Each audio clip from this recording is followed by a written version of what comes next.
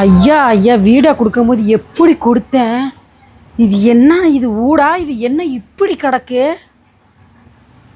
எம்மோ இந்தமா வீட்டில் யாரு யாருங்க? அவா ஹவுஸ் ஓனர் வந்திருக்கேன், வெளில வாங்க. வீட்டுக்கு வெளியே வந்து யாருன்னு கேட்டா யாருன்னு தான் கேட்பாங்க. நீங்க ஹவுஸ் ஓனரா இல்லை ஆட்டோ ஓட்டுறாருன்னு எனக்கு தெரியும்.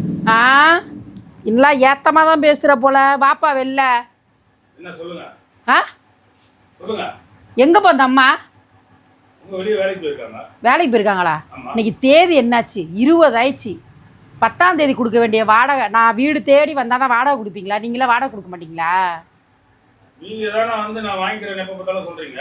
நான் வாங்கிக்கிறேன்னு சொன்னால் நானே தான் வரணுமா? ஏன் நீ ஒரு மாதம் வந்து வீடு ஏறி வந்து கொடுத்தா ஆகாதா? மாதம் மாதம் நானே வரணுமா? நான் 2 முறை வந்தேன், உங்க வீடு பூட்டி இருந்தது. அக்கம் பக்கத்தில் கேட்டதுக்கு அவங்க அப்பப்போ வெளியே கிளம்பிடுவாங்க. நான் வெளில போனால் உனக்கு என்னையா? ஃபோன் பண்ண வேண்டியது என்ன? ஜிபே பண்ணிவிட வேண்டியதானையா? ஃபோன் அவங்க தான் பண்ணுவாங்க, நான் யாருக்கும் ஃபோன் பண்ண மாட்டேன். அடே நீ என்ன அவ்வளோ பெரிய ஆளா? வாடகை அவங்க தானே கொடுக்குறாங்க. நீ இவ்வளோ வாய் பேசுகிற. நீ யாரையா வீட்டில்? இந்த வீட்டில் இருந்தால் நானும் வீட்டுக்காரு. வீட்டுக்காரரா? ஒரு நாளும் ஒரு பொழுதும் உன்னை வீட்டில் நான் பார்த்ததே இல்லை. ராத்திரியில் வந்து ராத்திரியில் போயிடுங்க, பகலில் எதுவும் வந்ததில்லை. என்ன வேலை பார்க்குற? என்னென்னமோ வேலை பார்ப்பேன், அதெல்லாம் நான்.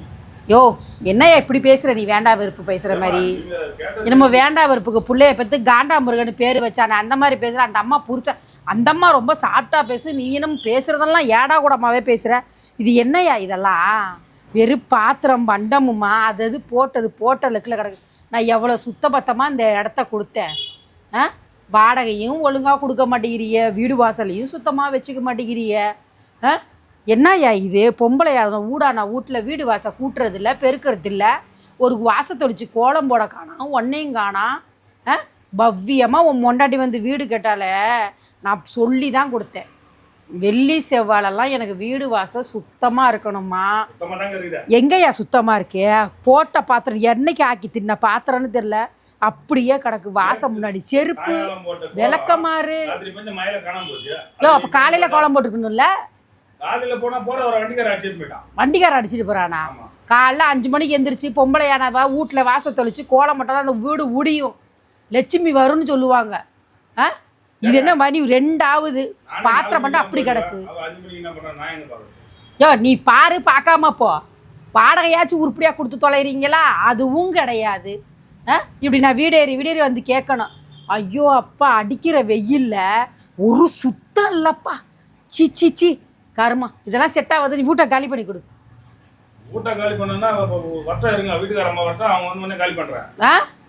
என்ன பண்ணுவீங்களோ எனக்கு தெரியாது. இந்த ஆடி பிறந்துருச்சு, ஆவணி வரட்டும்லாம் சாக்கு சொல்லக்கூடாது என்கிட்ட, சரியா? இந்த மாதம் முடிகிறதுக்குள்ளே நீ வீட்டை காலி பண்ணி கொடுங்க. எனக்கு இந்த மாதிரி நாத்தம் பிடிச்சதெல்லாம் தான் எனக்கு செட் ஆகாதுப்பா. சீச்சி, நான் இருக்கிற இருப்புக்கு ஒரு வாசத்தொழிக்கல வந்து நிற்கிறேனே.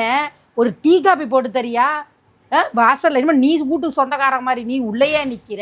வீட்டுக்காரம்மா தப்பா நினைப்பாங்களா இல்லையா? என்னத்து தப்பா நினைப்பாங்க? ஆமா, நீ பாட்டு உள்ள வந்துட்டீங்கன்னா அப்புறம் எங்க வீட்டு அம்மா வந்தாங்கன்னா அப்புறம் பாக்குறவங்க என்ன சொல்லுவாங்க? யோ நீ தப்பா தானே பேசுற. ஒரு காப்பிக்கு என்ன போற? 10 ரூபாய் போருமா? நான் என்ன செய்ய மாட்டேன்னு சொல்றேன், போட்டு தர மாட்டேன்னு சொல்றேன். ஏன் அப்படி பேசுற?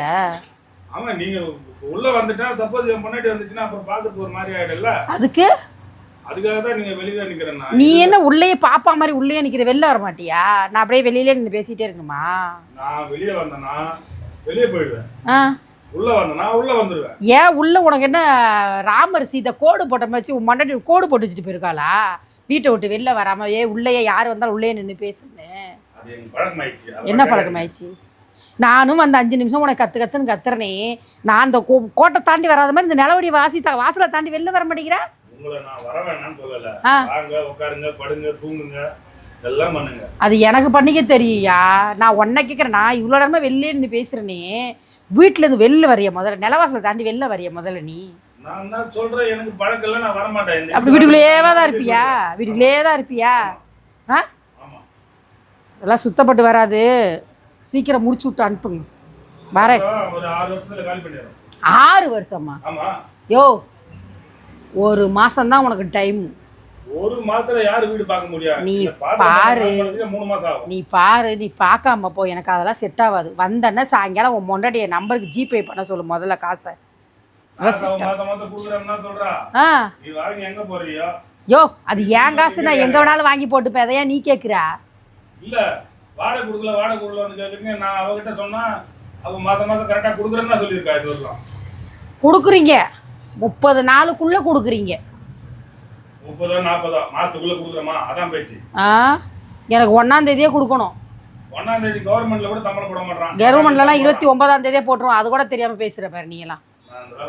நீ அந்த வேலை பார்க்கல இல்ல, அப்ப பேசக்கூடாது. எல்லாத்துக்கும் எடுத்தாங்க ஒருத்தரும் எல்லாத்தையும் இழுத்து பேசக்கூடாது, சரியா? நீங்க ஹவுஸ் ஓனர்னா நான் இப்பதாங்க பாக்குறேன். ஆமாய்யா, நானே இன்னைக்கு தான் உன்னைய பாக்குறேன். அந்த அம்மா தான் மாசம் மாசம் வரும் கொடுக்கும் போகும் வரும். நான் வரும்போதெல்லாம் அந்த அம்மா தான் இருக்கும். இப்பதான் நானே உன்னை பாக்குறேன். அப்ப நான் இப்பதான் கேட்கறேன். அப்ப கேள்வி என்கிட்ட வந்து கேக்குறீங்க, அவகிட்டயே கேளுங்க. நான் அவள்கிட்டே பேசிக்கிறேன். வந்தது சொல்லு, நான் வந்துட்டு போனேன். இவ்வளவு வாய் பேச்சு போறீங்க, நான் சொல்லாம இருப்பேனா? சொல்லு. பேச்ச பாரு என்ன பேச்சு பேசுறான்னு. வாடகை வாங்கி திங்கி கொடுக்கறதுக்கு அவ்வளோ வலிக்குது.